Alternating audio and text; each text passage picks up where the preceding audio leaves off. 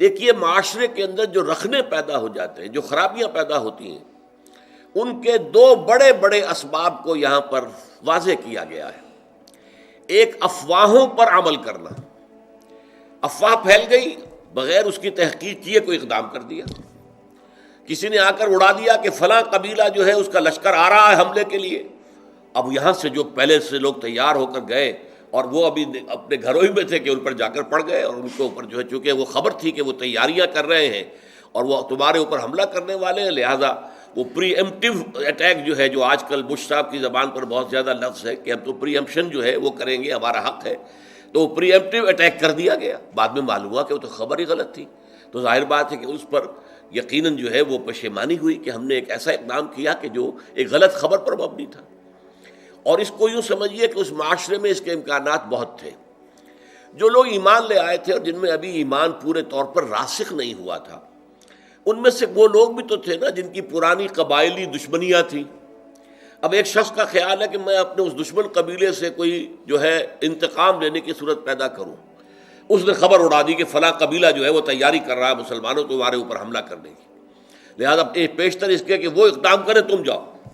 اور اس نے گویا کہ یہ چاہا کہ وہ اپنا انتقام جو ہے اس کو لینے کا ذریعہ اسے بنا لے، کیونکہ ایسے لوگ ہو سکتے تھے ابھی جن میں ایمان راسخ نہیں ہوا تھا پوری طرح، جیسے کہ اسی سورہ مبارکہ میں آئے گا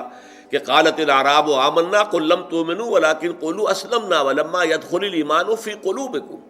یہ بدو کہہ رہے ہیں کہ ہم ایمان لے آئے، نبی ان سے کہیے کہ تم ایمان ہرگز نہیں لائے ہو، ہاں یوں کہہ سکتے ہو مسلمان ہو گئے، ہم نے اطاعت قبول کر لیے، اور ابھی تک ایمان تمہارے دلوں میں داخل نہیں ہوا ہے۔ تو جب تک دل میں داخل نہ ہو تو انسان کے اعمال پر اس کا اثر نہیں ہوتا۔ لہذا پہلی بات یہ ہے جس کا سد باب کیا جا رہا ہے کہ افواہوں پر کوئی اقدام نہ کیا جائے۔ یا ایھا الذین آمنو، دیکھیے میں نے پچھلی مرتبہ عرض کیا تھا کہ یا ایھا الذین آمنو یہ صیغہ خطاب کا اس سورہ مبارکہ کی 18 آیات میں 5 دفعہ آیا ہے۔ اے ایمان والو، ان جاءکم فاسق بنبأ، اگر آئے تمہارے پاس کوئی فاسق، یعنی اگر تو کوئی متقی، بہت محتاط، راسخ الایمان، راسخ العقیدہ مسلمان خبر لے کر آئے تو اس پر تحقیق کی ضرورت نہیں ہے، لیکن یہ دیکھو خبر لانے والا کون ہے، اور وہ اگر پوری طریقے سے قابل اعتماد نہیں ہے، فاسق و فاجر ہے،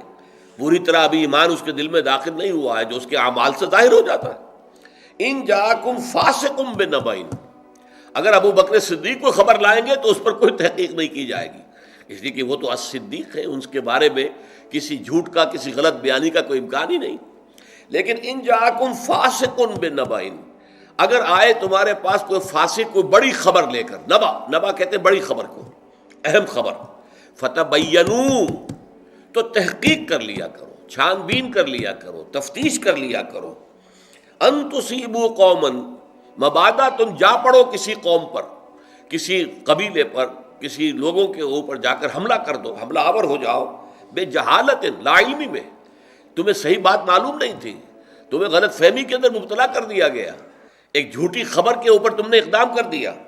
فتصبحوا علی ما فعلتم نادمین، اور پھر جو کچھ تم نے کیا ہے اس پر تمہیں پچھتانا پڑے کہ ہم نے کیا کیا، بڑی غلطی ہوئی ہم سے، ہم نے حملہ کر دیا جبکہ ادھر سے کوئی اس طرح کی اسکیم نہیں تھی، بعد میں تحقیق سے معلوم ہوا کوئی ارادہ نہیں تھا، اور ہم نے یک طرفہ قدم اٹھا دیا، تو کتنی ندامت ہوگی۔ اگر چند لوگ بھی اس میں مارے گئے تو یہ خون ناحق جو ہے قتل ناحق کی شکل بن جائے گی، لہذا پوری طرح تحقیق کر کے اقدام کیا کرو۔ ہاں اس میں جیسا کہ 2 الفاظ ہیں، میں نے آپ کو بتایا، ایک فاسق، یعنی اگر مومن صادق ہے، پوری طریقے سے ایک انسان ہے جس کا پورا ماضی سامنے ہے، اس کا پوری شخصیت جو ہے ہمیں معلوم ہے کہ وہ محتاط آدمی ہے، متقی آدمی ہے، خدا ترس آدمی ہے، اس کی زندگی کے اندر ایمان کے مظاہر موجود ہیں، لہذا اس کی بات ہے تو پھر اس میں تحقیق کی ضرورت نہیں ہے۔ جیسے کہ آپ کو معلوم ہے کہ حضور کے انتقال کے بعد جو جھگڑا شروع ہو گیا تھا کہ انصار مدعی تھے کہ خلافت ہمیں ملنی چاہیے، ہماری وجہ سے اسلام کو غلبہ ہوا، یہ قریش جو تھے، یہ جو آئے تھے، یہ تو بھاگے ہوئے آئے تھے اور وہاں سے مکے سے ان کو نکلنا پڑا تھا، ہم نے مدد کی تھی تو اس سے اسلام کا جھنڈا بلند ہوا۔ اب یہ صورتحال کس قدر آپ سمجھیے کہ سینسٹیو ایشو تھا، کس قدر سینسٹیو ایشو تھا، لیکن یہ ہے کہ ایک حدیث صرف بیان کی ہے حضرت ابو بکر صدیق نے ثقیفہ بنی سعدہ میں آ کر کہ حضور نے فرمایا ہے الائمۃ من قریش، امام قریش میں سے ہوں گے، بس بات ختم۔ کسی نے یہ بھی نہیں پوچھا کہ اے ابو بکر آپ جو کہہ رہے ہیں کوئی اور گواہ ہے آپ کا، یہ حدیث آپ کہہ رہے ہیں تو کوئی اور بھی ہے جس نے یہ حدیث سنی ہو؟ کچھ نے نہیں پوچھا، کیونکہ کہنے والا کون تھا؟ ابو بکر صدیق تھا رضی اللہ تعالی عنہ، جس کی شخصیت ہر شک و شبہ سے بالاتر تھی۔ تو اگر تو معاملہ ایسا ہے تو ٹھیک ہے، لیکن اگر یہ کہ کوئی شخص جو ہے مشتبہ قسم کا آدمی ہے، اس کی سیرت و کردار پوری طرح قابل اعتماد نہیں ہے، اور وہ بہت بڑی خبر لے کر آ گیا ہے، تو اس پر اقدام نہ ہو۔ اور پھر اس میں بھی نبا ان کا لفظ ہے، بڑا چھوٹی موٹی کوئی بات کسی نے بیان کی ہے، چلیے کوئی بات نہیں، لیکن ایسی بڑی خبر فلاں قبیلے والے تم پر حملے کی تیاریاں کر رہے ہیں، تو اس میں تحقیق کے بغیر کوئی اقدام کرنا درست نہیں ہے۔ اس میں یہاں تک فرمایا، حضور کی ایک حدیث بڑی پیاری ہے، کفا بالمرء کذبا ان یحدث بکل ما سمع، کسی شخص کے جھوٹے ہونے کے لیے یہ کافی ہے کہ جو بات سنے وہ بیان کر دے۔ کان میں ایک بات آئی اور زبان سے آگے نکل گئی، یہ غلط ہے، یہ بھی ایک جھوٹ کی علامت ہے۔